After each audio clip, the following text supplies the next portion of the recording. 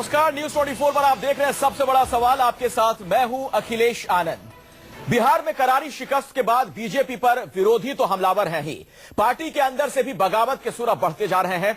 ऐसा लगता है कि बीजेपी के शत्रु अब सिर्फ शत्रुघ्न सिन्हा नहीं रहे।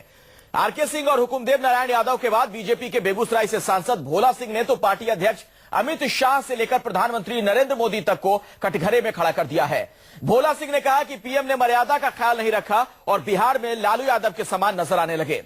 अमित शाह हेलीकॉप्टर से घूमते रहे, जमीनी हकीकत नहीं भांप पाए, स्थानीय नेताओं की अनदेखी की गई। रोजी रोटी और अच्छी जिंदगी की बजाय गाय और पाकिस्तान को मुद्दा बनाया गया। बीजेपी की सांसद भोला सिंह ने पीएम के कई बयानों को जिस तरह से गैर जरूरी बताया, उससे एक बड़ा सवाल खड़ा हो गया है कि क्या मोदी के जरूरत से ज्यादा बोलने हार की हार नरेंद्र मोदी का अंदाज बदल देगी। इन तमाम पहलुओं पर कई खास मेहमानों के साथ हमारी बातचीत होगी, लेकिन पहले आपको एक रिपोर्ट दिखाते हैं। अभी बिहार में हार पर घर में लगी आग बीजेपी बुझाने में जुटी थी, तभी शत्रुघ्न सिन्हा, आरके सिंह के बाद बेगूसराय के सांसद और बिहार विधानसभा के पूर्व स्पीकर भोला सिंह ने दोनों से एक कदम आगे बढ़कर पीएम को ही अपने लपेटे में ले लिया और हार का ठीकरा पीएम और केंद्रीय नेतृत्व पर फोड़ दिया। उधर पार्टी के भीतर विरोध के सुर के खिलाफ बीजेपी का दूसरा खेमा लामबंद हो चुका है। लेकिन जब बिहार में सबसे बड़ी पार्टी बनकर उभरने वाले आरजेडी प्रमुख लालू यादव से बीजेपी के भीतर फैली आग पर सवाल किया गया तो लालू ने पल्ला झाड़ दिया। और भोला सिंह जी ने जो बोला है अपने पार्टी के विषय में, उनके अंदरूनी मामला में हमको बोलने का कोई इरादा नहीं। विरोधियों ने भी पीएम की विजेता वाली छवि पर सवाल खड़े कर दिए हैं। आपने एक आर्टिफिशियल ऑरा डेवलप किया था। जीत हार चुनाव में होती है। आपने ऑरा ये बनाया था कि अब भाजपा जो है अजेय है।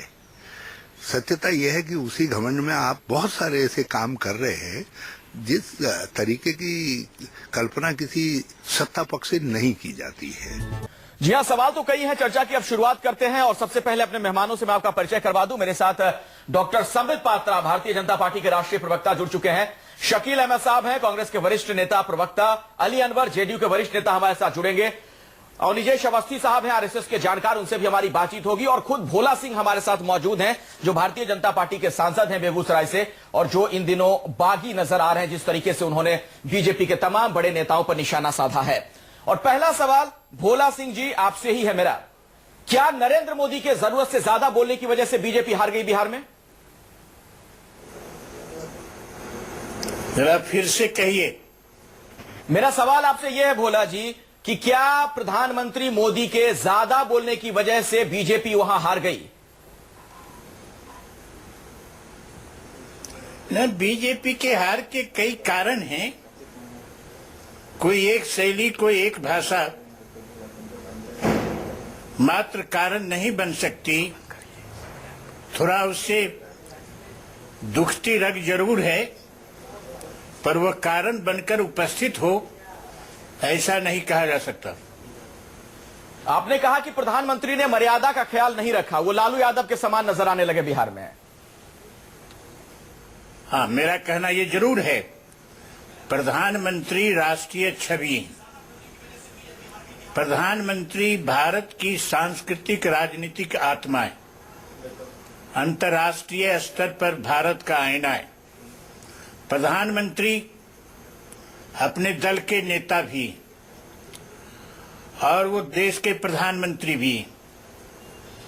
अब प्रधानमंत्री को प्रधानमंत्री और देश के नेता के रूप में, दोनों रूप में संयोग करके काम करना है।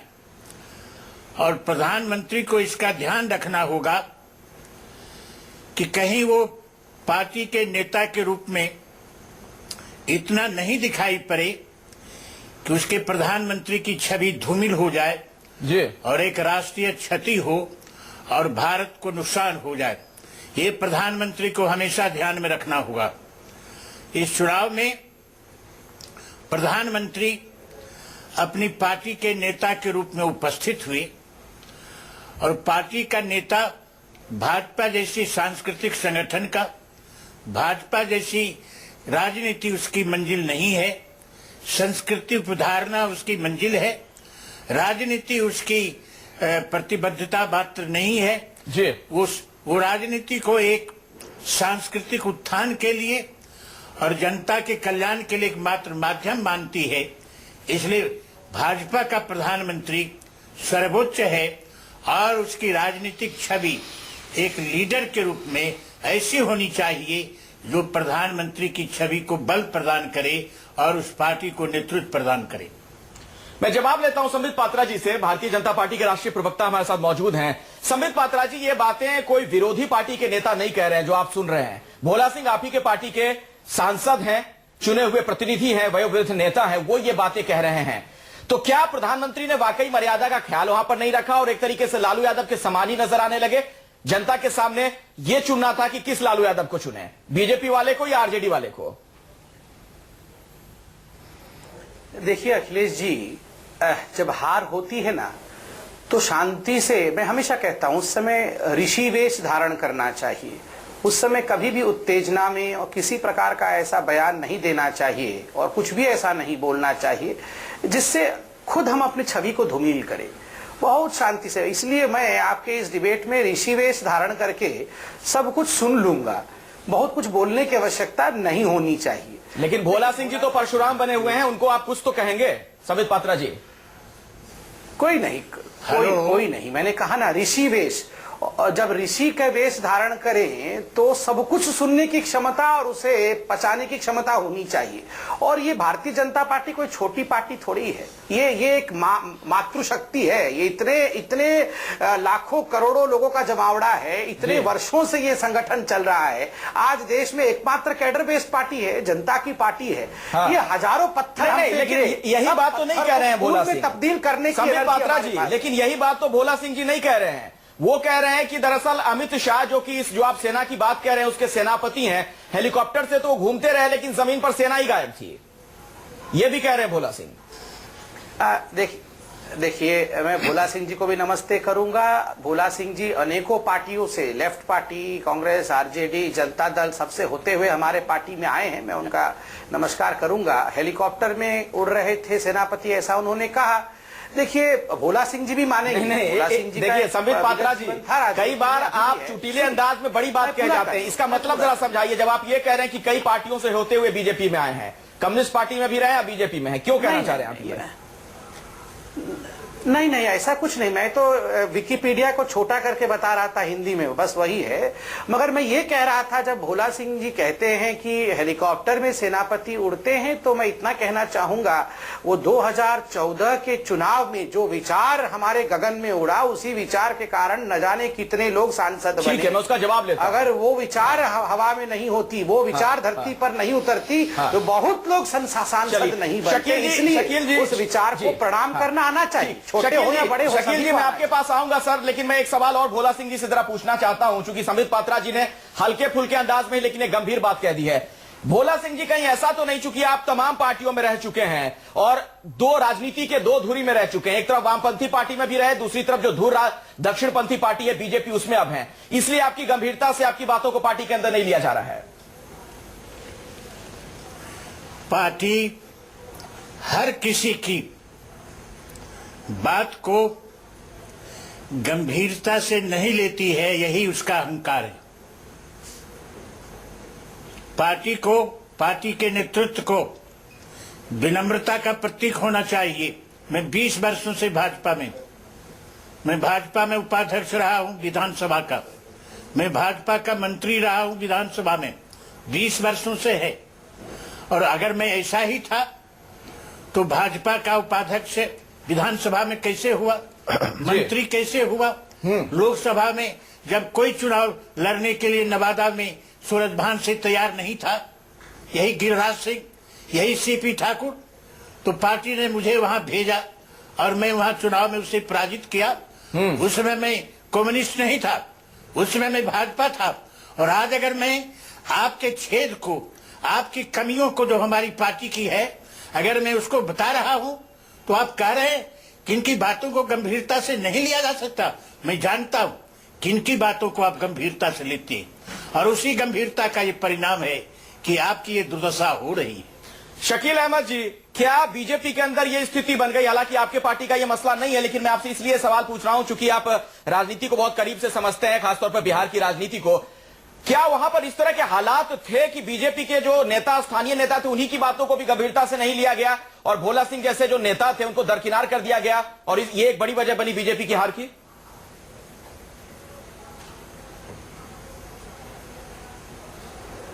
देखिए, ये आपने ठीक कहा, ये उनकी पार्टी का अंदरूनी मामला है, किसको विश्वास में लेते हैं, किसको नहीं लेते हैं।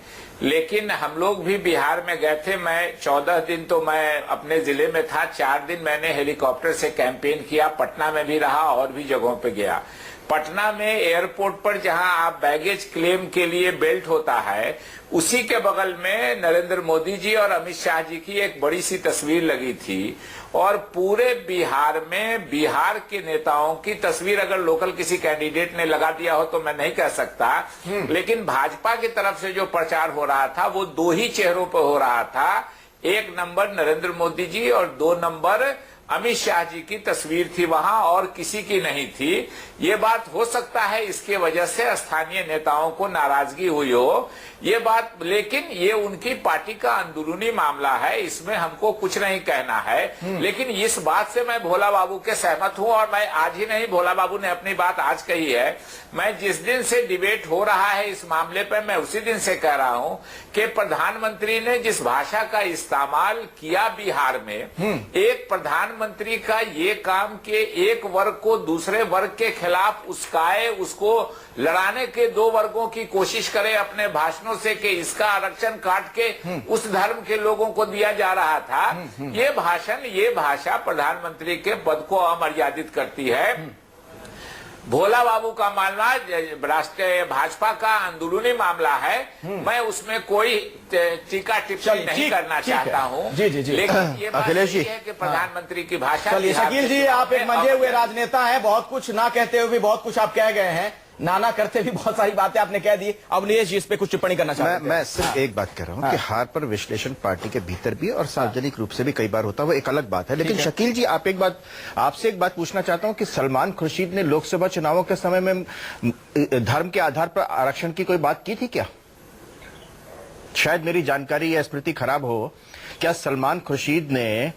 देखिए, सलमान खुर्शीद जी आपकी ही पार्टी के नेता हैं, आपकी ही पार्टी के नेता हैं वो। सलमान खुर्शीद जी ने कोई बात कही हो, कही थी कि नहीं? नरेंद्र मोदी नहीं, कही थी कि नहीं कही थी?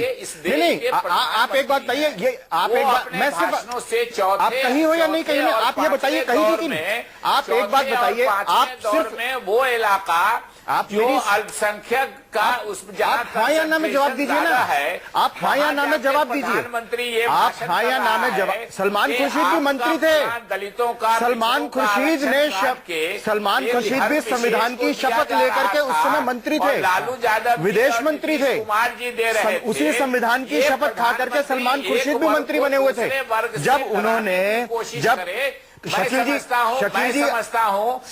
जी सलमान खुर्शीद संविधान की शपथ लेकर के मंत्री बने थे जब उन्होंने धर्म के आधार पर आरक्षण की बात की थी। अवस्थी साहब, आपने एक मिनट, संबित पात्रा जी बहुत देर से कुछ कहना चाह रहे हैं। शकील जी, मैं आपके पास आऊंगा, लेकिन संबित पात्रा जी, उससे पहले जरा मैं एक प्रश्न पूछूं भोला सिंह जी से। उन्होंने एक बड़ी महत्वपूर्ण बात आज कही, उन्होंने ये बात कही है कि बीजेपी दरअसल हारी नहीं है बिहार में, बल्कि उसने आत्महत्या कर ली। ऐसा क्यों लगता है आपको भोला जी?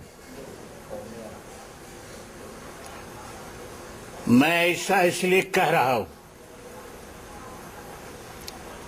कि जिस पार्टी ने नीतीश कुमार की छवि का गठन किया, जिस पार्टी ने अटल बिहारी वाजपेयी और आडवाणी जी ने नीतीश को बिहार के मुख्यमंत्री के रूप में प्रस्तावित किया और भारतीय जनता पार्टी ने नीतीश का पोषण किया, और जो पार्टी पूरे देश के स्तर पर, पूरे राज्य के स्तर पर अब की बार भाजपा सरकार और इसके लिए इस आग में प्रधानमंत्री को झोंक दिया और सारी ताकत लगा दी कि बिहार में उसकी सरकार बनने जा रही, और वो पार्टी 50 अंक 52 अंक पर जाकर के सिमट जाए और एक विरोधी दल की हैसियत रखते रखते वो किसी तरह से रख पाए। सारे साधन थे, सबसे ज्यादा साधन पार्टी के पास थे, सबसे ज्यादा हेलीकॉप्टर पार्टी के पास में थे, सबसे ज्यादा गद्दावर नेता प्रधानमंत्री के रूप में राष्ट्रीय छवि विश्व छवि का नेतृत्व घर घर चुनाव का भाषण कर रहा था। इतने सारे साधन के होते हुए भी बीजेपी अपने पुराने अंक पर भी नहीं पहुंची। जवाब देंगे क्या संबित पात्रा कहते जी? हैं हार है या तो आत्महत्या है? यह आत्महत्या है। संबित पात्रा जी जवाब देंगे भोला जी जो कह रहे हैं। जाने माने अमेरिकी राष्ट्रपति अब्राहम लिंकन 13 बार हार गए थे, उसके बाद जीत गए। क्या वो 13 बार आत्महत्या कर रहे थे जीवन में? वो आत्महत्या कर सकते थे, लिटरल आत्महत्या कर सकते थे, मगर नहीं। अंततः वो राष्ट्रपति बने जो राष्ट्रपति अपने आप में एक उदाहरण। लेकिन संबित पात्रा जी, अब्राहम लिंकन अमेरिका के राष्ट्रपति रहते हुए किसी राज्य के चुनाव में थोड़ी ना इन्वॉल्व हुए होंगे। अगर होते तो उनसे भी शायद ये सवाल पूछा जाता है। सर, मैं अखिलेश जी आपसे निवेदन करूंगा कि आप थोड़ा सा वक्त दें। बोलिए। मैं सबका उत्तर दूंगा। बोलिए। आप देखिए, हार को आत्महत्या के साथ कभी भी कंपेयर नहीं करना चाहिए, खास करके राजनीति में। राजनीति में तो ऐसे अनेकों हार आएंगे और जाएंगे। हार को आत्मसात करके जीत में परिवर्तित करने की क्षमता, यही एक राजनेता का अलंकार होना चाहिए। मेरे से बड़े हैं भोला जी, मैं तो क्या बताऊं, मैं तो कुछ भी नहीं जानता राजनीति के विषय में। वो तो राजनीति के विषय में तमाम चीज जानते हैं। जहां तक अभी शकील साहब का कहना था, वो तो कह रहे हैं कि मैं बीच में नहीं बोलूंगा, उनके पार्टी का विषय है। ऐसे कहते कहते देखिए सबसे ज्यादा वही बोल रहे हैं शकील साहब। मगर शकील साहब, एक प्रश्न का मैं उत्तर देना चाहता हूं। आपने कहा प्रधानमंत्री जी ने रिजर्वेशन विषय में बोलकर 2 संप्रदायों को लड़ाने की कोशिश की, ये बहुत खराब विषय है। मैं आपको याद दिलाऊं, जयपुर में जब आपका अधिवेशन हुआ था, उस अधिवेशन में खुद प्रधानमंत्री मनमोहन सिंह जी मौजूद थे, सोनिया गांधी जी मौजूद थी, राहुल गांधी जी मौजूद थे। उनके मौजूदगी में उस समय के गृह मंत्री सुशील कुमार सिंधे जी ने कहा हिंदू आतंकवाद है। आरएसएस और बीजेपी के ट्रेनिंग घर में जो ट्रेनिंग होता है वो आतंकवादियों को बनाया जाता है। प्रधानमंत्री चुप रहे, प्रधानमंत्री जी कुछ नहीं कहे। सोनिया गांधी जी चुप रहे, सोनिया गांधी जी ने कुछ नहीं कहा। बिहार में बीजेपी की हार से नहीं, ये भाषण के विषय में कहा जा रहा है ना। अखिलेश जी, ऐसा तो नहीं है, आप संदर्भ को समझ नहीं पा रहे हैं। मैं भाषण के विषय में कह रहा हूं। दीजिए ना, मुझको भाषण का सेक्शन कर रहे हैं। मुझको याद आ गया, वो मामला बहुत पुराना है, लेकिन मुझको याद आ गया। शकील जी जरा सलमान खुर्शीद वाली बात का भी जवाब दे दीजिएगा। मुझको जवाब देने दीजिएगा। सलमान, और अगर आपको हमारे पार्टी का मामला है तो सलमान खुर्शीद की बात का भी जवाब दे दीजिएगा जरा। सुशील कुमार सिंधे साहब ने मेरा जवाब सुन लीजिए। सलमान खुर्शीद की बात का भी जवाब दे दीजिए। सुशील कुमार सिंधे साहब ने अपने उस बयान पर खेद प्रकट किया था और अपना वो बयान वापस लिया था। क्या आपके प्रधानमंत्री अपना बयान वापस लेंगे, उस पर खेद प्रकट करेंगे? सलमान खुर्शीद की जनता को नकारने के बाद भी आपने सुशील कुमार सिंधे जी जब ये बयान दे रहे थे, वहाँ सोनिया जी मौजूद थी, वो बयान वापस लिया था, उस पर खेद प्रकट किया था। मैं ऑन रिकॉर्ड कहना चाहता हूँ। संबित पात्रा जी, अखिलेश जी आपके माध्यम से मैं आता हूँ आपके पास, व्यक्त करेंगे आपके पास मैं आता हूँ। देखिए संबित पात्रा जी, जो बातें शकील अहमद करें, हो सकता है आपको उसमें राजनीति की बू आए, और राजनीति कर भी सकते हैं शकील जी, वो विपक्षी पार्टी में है, आपसे अलग पार्टी में। लेकिन अगर भोला जी ये बातें कह रहे हैं, आपके पार्टी के सांसद, तो आपको नहीं लगता है कि मसला बड़ा संगीन है? क्योंकि भोला सिंह एक और बात कहते हैं, मैं उन्हीं से जानना चाहूंगा। भोला जी, मैं आप ही से समझना चाहूंगा। आपने एक बात और कही कि रोजी रोटी और अच्छी जिंदगी की बजाय लोगों ने, हमारे पार्टी के लोगों ने गाय और पाकिस्तान को मुद्दा बना दिया। क्या आपको लगता है कि ये चीजें पार्टी के लिए बहुत हार्मफुल साबित हुई है बीजेपी के लिए? हमारी पार्टी राष्ट्रीय स्तर पर विकास के एजेंडा को लेकर चली और तमाम जो उत्तर भारत के बीमारू राज्य थे उसे विकास का एक स्तर हमारी पार्टी ने दिया। और बिहार में भी इस चुनाव में जी पार्टी विकास का एजेंडा लेकर के ही चली थी। लेकिन बिहार के पिछड़ेपन को दूर करने के लिए पार्टी ने पैकेज की घोषणा की, लेकिन चुनाव की प्रक्रिया आते आते पार्टी अपने एजेंडे को भूल गई। पाकिस्तान उसके सामने उपस्थित हुआ, गाय का मांस उसके सामने में उपस्थित हुआ, उनके सामने में लालू प्रसाद की बेटी और बेटा उपस्थित हुआ, उनके सामने में नीतीश कुमार के डीएनए उपस्थित हुआ जी। और पार्टी विकास के एजेंडा को प्रतिक्रिया में लालू प्रसाद और नीतीश कुमार के माहिरी जाल में पार्टी फंस गई संबित और पात्रा जी। अपने उद्देश्य को भूल गई। यही कारण है कि पार्टी विकास के एजेंडा को पीछे छोड़ दी। अली अनवर जी, मैं आऊंगा आपके पास। संबित पात्रा जरा इस पर कुछ जवाब देना चाह रहे हैं। आता हूं अवस्थी साहब। संबित पात्रा जी, मुझे थोड़ा सा वक्त दीजिए। बहुत सीनियर व्यक्ति कुछ कह रहे हैं, मुझे उसी गंभीरता के सीनियर साथ- भी हैं और आप ही के पार्टी के सांसद हैं। नंबर एक नहीं, मैं हर सीनियर का रेस्पेक्ट करता जी, जी। हूं और जितने लोग पैनल में बैठे हैं मेरे से बड़े हैं, मैं सबका सम्मान करता हूं और सबको गंभीरता से लेते हुए उत्तर देना चाहूंगा। नंबर एक, आप देखिए, कोई भी सीनियर व्यक्ति है, आप शकील जी से पूछिए, एक हर पार्टी का कानून होता है अनुशासन कि आप, हाँ, पार्टियों में गलती हो सकती है, होती भी है, तो ऐसे में पार्टी का जो फोरम होता है उसमें विषय रखे जाते हैं। और जो आप लोग सीनियर हैं, आप तो ये हमसे बेहतर जानते हैं, हम तो कल के बच्चे हैं, हम क्या बताएं ये सब विषय। तो ये पार्टी का फोरम होता है। पार्टी के फोरम में बात क्यों नहीं रखी आपने? बोला पीड़ा है, परेशानी है। संबित पात्रा जो कह रहे हैं उसका जवाब मैं दीजिए। पार्टी के कंप्लीट फोरम में करूं, आपने ये आप बात सबसे क्यों नहीं बात- रखी? क्या ये अनुशासनहीनता नहीं है? पार्टी बहुत अच्छा उन्होंने कहा हमारे राष्ट्रीय प्रवक्ता पात्रा जी ने, मैं उसका स्वागत करता हूं। मैं ही पूछना चाहता हूं कि मैं भाजपा में सबसे पुराना पार्लियामेंटेरियन हूं।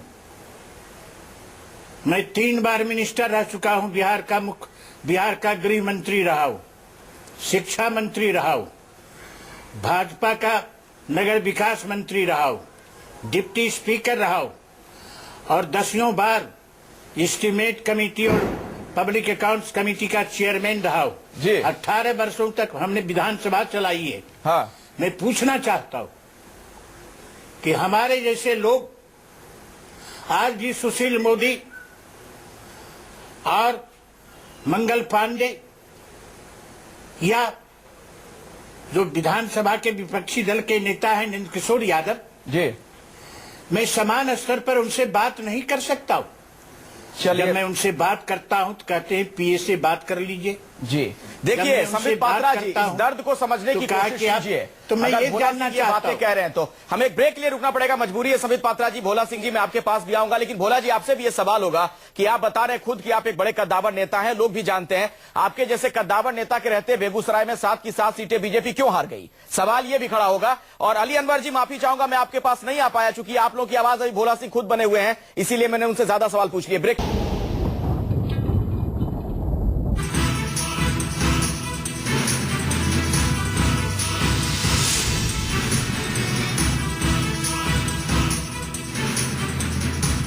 क्या प्रधानमंत्री नरेंद्र मोदी का अमर्यादित बयान और पार्टी के अध्यक्ष अमित शाह का पार्टी के वहां के स्थानीय नेताओं का अनदेखी करना यह पार्टी की हार की वजह बनी है, बीजेपी की हार बनी है बिहार में? ये मैं नहीं कह रहा हूं, बल्कि भोला सिंह जो कि बेगूसराय से बीजेपी के सांसद हैं, वो ये बातें कह रहे हैं। संबित पात्रा जी, ऐसे में इस सेगमेंट की शुरुआत में आपसे करना चाहूंगा। और भोला सिंह ने ब्रेक के पहले बहुत ही आहत होकर ये बातें कही। उन्होंने कहा कि आपके यहां कोई सुनवाई नहीं थी बड़े बड़े नेताओं की। यहां तक कहा जा रहा था पार्टी के जो भोला सिंह से छोटे नेता आपके हैं बीजेपी में, वहां पर वो कहते थे कि हमारे पीए से बात कर लो। जब ये हालत थी तो फिर कैसे जीते आप? देखिए, मैं तो इस पे कमेंट नहीं कर पाऊंगा। मैं बहुत छोटा भी हूं उम्र में और उचित भी नहीं है कि मैं बड़े लीडर्स पे बोलूं। मगर देखिए, ये सब विषय पार्टी फोरम में रखे जा सकते थे, ये डेमोक्रेटिक पार्टी है। मगर मुझे आप 1 मिनट का समय दीजिए। अटल जी तो बहुत बड़े नेता हैं, मैं उनके 2 पंक्ति कह देता हूं। छोटे मन से कोई बड़ा नहीं होता, टूटे मन से कोई खड़ा नहीं होता। विश्वास और हिम्मत को थामे रखना, हिम्मतों के बिना संघर्ष कोई पूरा नहीं होता। जब तक हो ना सफल, हिम्मत को न त्यागो तुम, संघर्षों का मैदान छोड़कर न भागो तुम। मैं तो बहुत एक हार हुई है, उसमें इस प्रकार से हिम्मत छोड़ के हम मैदान छोड़ने की बात करें, उचित नहीं है। भोला जी, आप और दिल छोटा मत करना, कीजिए। मन छोटा करना, ये तो कतई उचित नहीं। भोला जी, आप मन छोटा मत कीजिए। संबित पात्रा आपको सलाह दे रहे हैं, बीजेपी के राष्ट्रीय प्रवक्ता। नहीं, हम कोई नहीं है सलाह देने वाले, मैंने कविता पाठ किया है। भोला जी जवाब देंगे?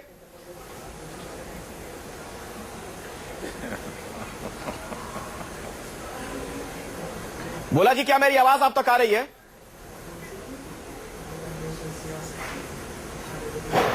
शायद उनसे हमारा संपर्क नहीं हो पा रहा, दोबारा मैं उनके पास जाऊंगा। लेकिन अली अनवर जी, ठीक है, ये बातें कह रहे हैं भोला सिंह जी, पार्टी के सांसद ही कह रहे हैं, बीजेपी के सांसद कह रहे हैं कि थोड़ा अमर्यादित आचरण प्रधानमंत्री का था, मर्यादा का उन्होंने ख्याल नहीं रखा। लेकिन उन्होंने एक महत्वपूर्ण बात और कही है कि वो लालू यादव के समान ही बिहार में नजर आने लगे, इसलिए बीजेपी हार गई।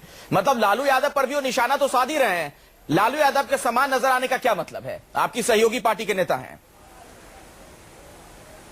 देखिए अखिलेश जी, भोला बाबू से राजनीतिक मतभेद चाहे हम लोगों का जितना भी रहा हो, लेकिन ये बात सही है कि आज हम लोग जो बैठे हैं उसमें से हम लोगों का की आयु जितनी है उससे ज्यादा उनका राजनीतिक जीवन है और अनुभव भी है।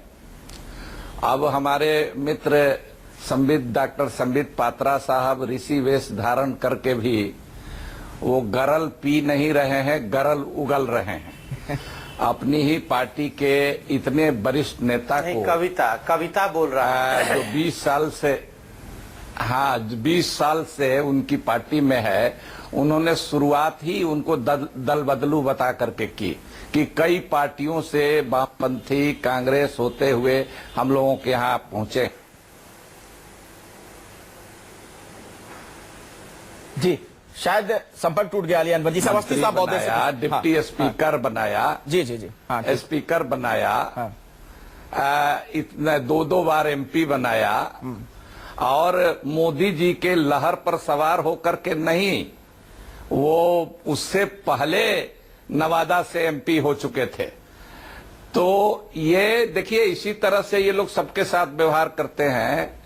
नीतीश कुमार जी का फोटो गर्दन में लटका करके नीतीश कुमार नया बिहार का नारा लगाने वाले लोग जी, जब संबंध विच्छेद हुआ तो दुनिया के सबसे खराब आदमी नीतीश कुमार जी बन गए और बदजुबानी और बदकलामी प्रधानमंत्री जहां करने लगे तो नीचे के नेता ये विजय वर्गीय जी, शत्रुघ्न सिन्हा जैसे जायंट पर्सनालिटी को, तो लेकिन एक बात है जो इनके लिए भीड़ बनाते थे, माहौल बनाते, सुन लीजिए एक मिनट सर, छोटे में उनको कुत्ता बता रहे हैं, उनको कुत्ता बता रहे हैं।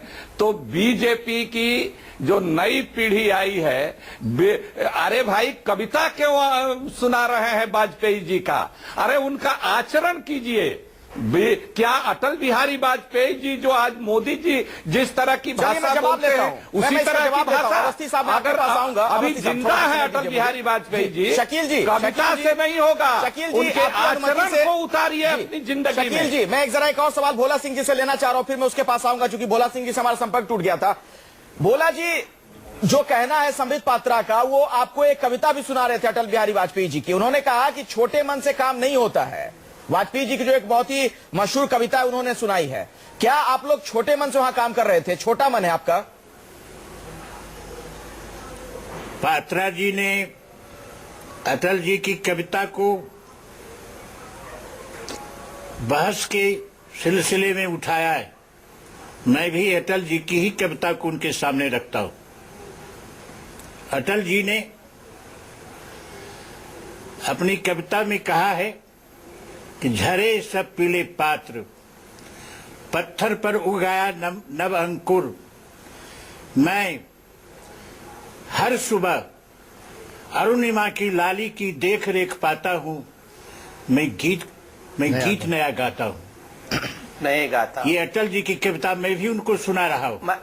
जी, अटल जी तो मतलब आप नए गीत गाने लगे भोला जी? अटल जी की आत्मा का, जी मतलब अटल जी की आत्मा का दीप का लौ हूं मैं। अच्छा, उसी लौ का ये तासीर है कि जिसकी आत्मा मरी नहीं है, दीप की तरह जल रही है।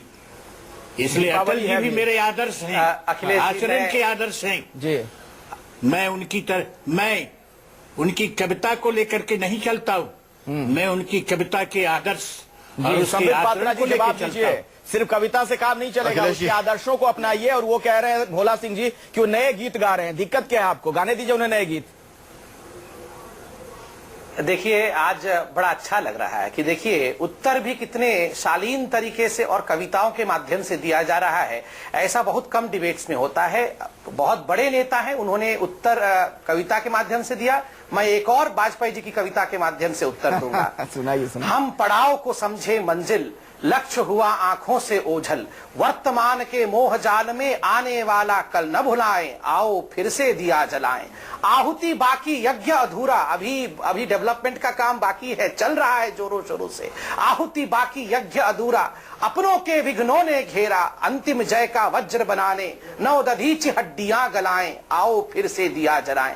देखिए अखिलेश जी, आवश्यकता है कि हम अपनी हड्डी को गला दें अपनी पार्टी की भलाई। नहीं, ठीक है, लेकिन पार्टी के सिद्धांत एक भोला सिंह जी वाला दिया भी तो आप ले लीजिए हो, दधीची बनना है। लेकिन भोला जी जो कह रहे हैं एक दिया उनके नाम से भी तो जला लीजिए, उनकी बातों को भी सुन लीजिए। नहीं, अरे वो बड़े दिया है सर। हम तो दिया भी नहीं। मैं तो बहुत छोटी, मैं तो बाती भी नहीं हूं, मैं तो कुछ भी नहीं हूं। इसीलिए मैं वाजपेयी जी की कविता के माध्यम से, क्योंकि मेरी औकात नहीं है मैं बड़े बड़े लोगों के बीच में बोल सकूं, इसीलिए मैंने वाजपेयी जी की कविताओं को अपना ढाल बनाया है। क्योंकि इतने बड़े व्यक्ति की जब कविता ढाल बनती है तो उस ढाल को भेद पाना बहुत कष्टदायक हो जाता है। मुझे शकील जी के पास जाना पड़ेगा। समित पात्रा जी, बहुत देर से मैं उनसे कुछ सवाल नहीं पूछ पाया। उसके बाद मैं आप ही के पास आऊंगा। बस्ती जी माफ कीजिएगा, मैं आप ही के पास आऊंगा। मुझे आधा घंटा हो गया बैठे। नहीं, मैं आप ही। अच्छा चलिए, आप बोल लीजिए, फिर मैं शकील जी के पास जाता हूं। क्या कहना चाह रहे थे? मैं सिर्फ इतनी सी बात कर रहा था। शकील साहब ने मेरी बात का जवाब नहीं दिया कि ये बात आरक्षण, धर्म के आधार पर आरक्षण दिया जाएगा, ये बात सलमान खुर्शीद ने कही थी और ये बात हुई थी। और उसके आधार पर कहना कि प्रधानमंत्री झूठ बोल रहे थे, प्रधानमंत्री झूठ बोल रहे थे, ये गलत बात है। पहली बात। दूसरी बात, शकील साहब आप बीच में बोलना शुरू कर देते हैं। आग लगी है, क्यों लगी है ये बताइए। कौन जिम्मेवार है? तो खामोश है। आरक्षण पर पूरे इलेक्शन में हम लोग बहस किए हैं। चलिए, आप छोटे में सवाल, क्योंकि बहुत देर से आप कहना चाह रहे थे, आप सवाल पूछिए, मैं जवाब दे लेता हूं। कह रहा हूं छोटे में बिल्कुल। अखिलेश जी, एक बात यह है कि कोई व्यक्ति एक बात कह जाए और दूसरा उसका जवाब दे, उसका जवाब भी ना आए, ऐसी बहसों का कोई फायदा नहीं होता। एक बात। दूसरी बात यह कि बार बार ये कहा जा रहा है कि शत्रुघ्न सिन्हा, भोला सिंह जी, आर.के. सिंह जी बागी कहां हो गए ये लोग? इनको अपनी पार्टी के हार का दुख है। जवाब तो आप भी नहीं दे रहे हैं। हुकुमदेव यादव ने कहा कि आरक्षण की वजह से हार हुई वहां पर। मोहन भागवत जी ने जो आरक्षण पर बयान दिया, कहां उसका जवाब दे रहे हैं? किसने जवाब नहीं दिया इस बात का? आप कहां मान रहे हैं कि उसकी वजह से कोई नुकसान हुआ या जो भी हुआ? हुकुमदेव नारायण यादव की बात मान लें तो जवाब है। और ये कहा जाए कि उनका बयान एक वास्तविक संदर्भ में नहीं रखा गया। भागवत जी ने बयान पर बीजेपी की हार नहीं है कि जो बयान दे रहे हैं मोहन भागवत, उसको आप अखिलेश जी, मैं सिर्फ आपसे इतना कहना चाहता हूं कि आप हार और सारे पूरे विमर्श को आप जीत और हार में विभाजित कर देना चाहते हैं। इन्हीं मोहन भागवत जी ने, माननीय मोहन भागवत जी ने 4 महीने पहले कहा था कि जो भारतीय समाज है उसमें वैषम्य इतना रहा है कि अभी 100 वर्षों तक आरक्षण और रहना चाहिए। इस बात को कोई नहीं कहता। इस बात को कोई नहीं कहता। शकील अहमद जी जवाब दीजिए जो बात कह रहे हैं यहां पर अवस्थी साहब।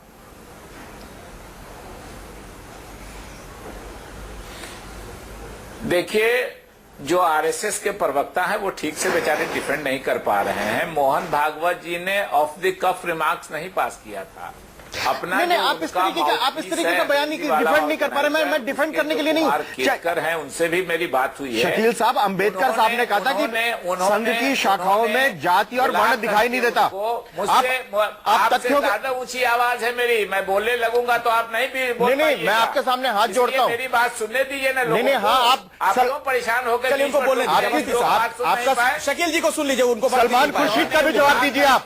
सलमान खुर्शीद, आपकी आवाज बहुत ऊंची है, आप ऊंची आवाज में दीजिए सलमान खुर्शीद की बात का जवाब। है कि आरक्षण की समीक्षा होनी चाहिए। सलमान खुर्शीद की बात का भी तो जवाब दीजिए ना।